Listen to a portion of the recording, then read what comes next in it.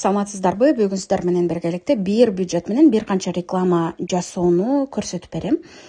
Бул жерде биз вручнуюну тандайбыз. Эми караңыздар, сразу эле биз биринчи бетке өтөбүз. Бул жерде бюджет бар. Бюджетти биз компанияга койсок болот, группага койсок болот. Компанияга кое турган болсок, ал жердеги группалар, объявлениялардын баардыгына бир эле бюджет бөлүнөт. Ал эми группа объявленияга кое турган болсок, мисалы, ал жерде эгерде көп группа кылып туруп, ошол сегменттерди ар бир группага отдельно видеолорду рекламага, баннерлерди рекламага кетире турган болсок, анда биз группа объявленияны тандасак болот. Компанияга койсок общий бюджетке, ал эми группага койсок, ар бир группага отдельно бюджет алат кыздар. Эгерде бир эле рекламадан бир эле группа боло турган болсо, анда ошол группанын ичиндеги эле рекламаларга бюджет бөлүнөт.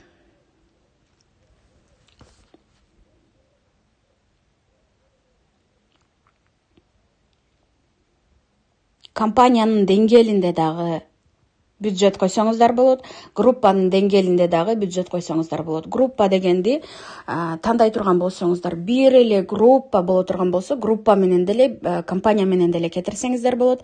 А эгерде сиздерде компаниянын ичинде бир канча группа боло турган болсо, анда эмне кыласыздар? Группаны тандап, ар бир группага отдельно бюджеттерди койсоңуздар болот.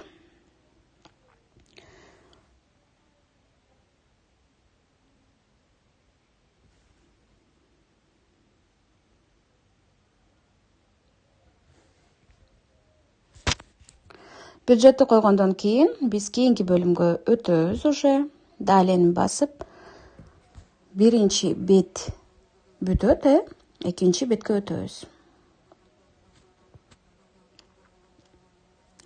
Бизде экинчи бетте место назначения для сообщений бөлүмүн тандайсыздар.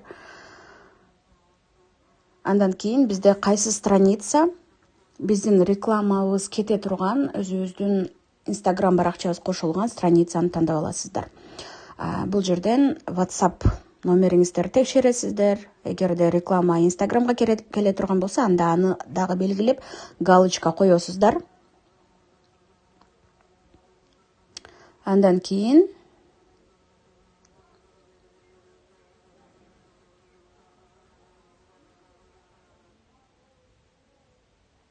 аудиторияга тийбейсиздер.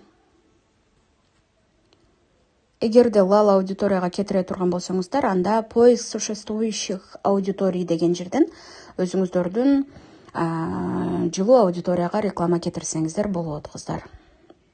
Мен көп учурда эле вручную тандайм жана Instagramдын өзүн гана калтырам, дагы калган платформаларды өчүрүп коем.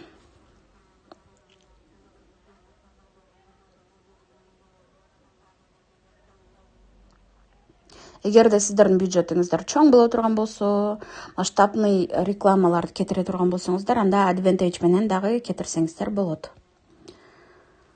Advantage бул өзү Facebook өзү чечип берет, кайсыл жака рекламаны көргөзүш керек экенин. Өзү талдайт сиздердин аудитория каякта экенин.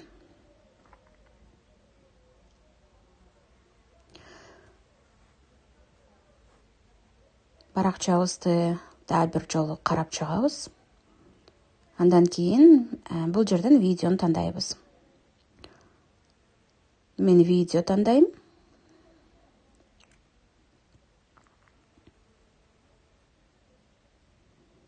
Мен акыркы эле видеону жарнамалайын деп жатам.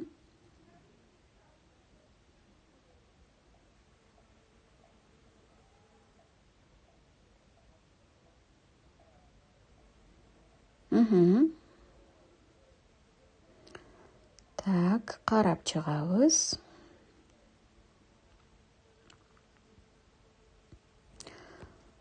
Тексттерди толтурсаңыздар болот.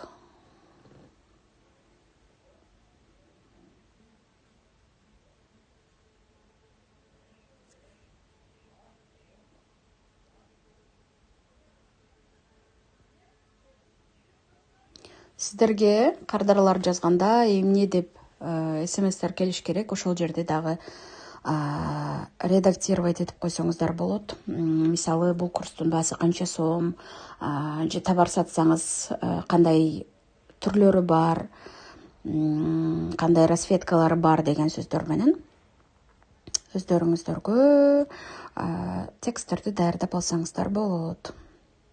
Эми караңыздар, биз экинчи видеону мына ушул жерден дублировать этип алабыз. Дублировать объявление кылганда караңыздар, существующая компания деп чыгат аты. Новая компания дейбиз.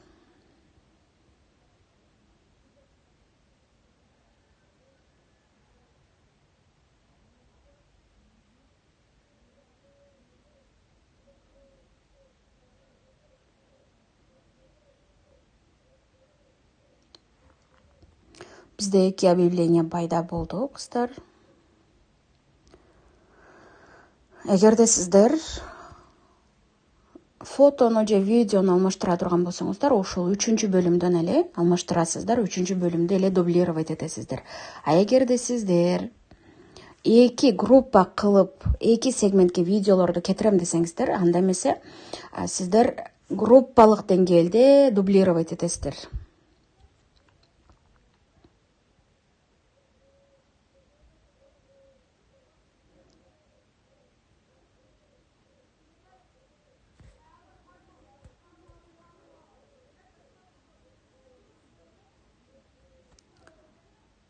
Ошол жерде видеолор жүктөлөт, кыздар. Эгерде ошол жерде сиздерде бир аз убакыт кармалып калса, анда видеоңуздар жүктөлүп жатат деп түшүнсөңүздөр болот. Бизде бир компания болду, бир группа болду жана 2 объявление болду, кыздар. Бирок биз мына объявление менен бир канча видеону реклама кетирип жатканда эмне болот? Биз аудиториясын тандай албайбыз, баягы эле тандап койгон аудиторияга биздин рекламабыз чыгат. Advantage менен тандадык, биз ошол advantage менен эле чыгат. Эгер лал аудиторияга тандасак, анда лал аудиторияга 2 рекламабыз тең көрүнөт. Бюджетти биз компаниядан тандадык, группа объявлениядан биз аудиторияны тандадык, үчүнчү биз объявлениядан видеолорду же сүрөттөрдү тандайбыз. Андан кийин опубликоватты басып рекламабызды кетирсек болот, кыздар.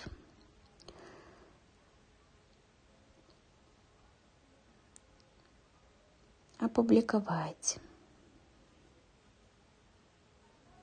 Мына ушинтип биздин рекламабыз публикация болду.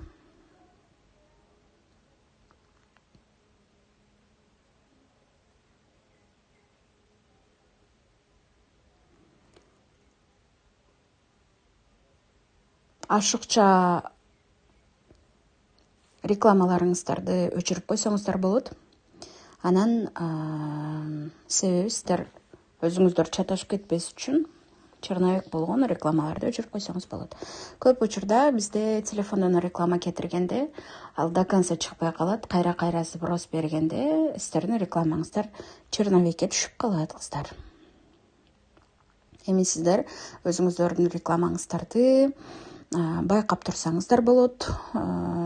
Кайсы жакшы клик алса, ошол өтүмдүү болот. Жана айткандай эле, ал жеңүүчү реклама болот. Ага $10 $6 бөлүнөт деди. Анан ошол реклама сиздерге жакшы результаттарды берет. Эгерде ал 1-2 жумадан кийин кымбат болуп же жакшы результат алып келбей жатса, аны өчүрүп башкаларга мүмкүнчүлүк берсеңиз болот.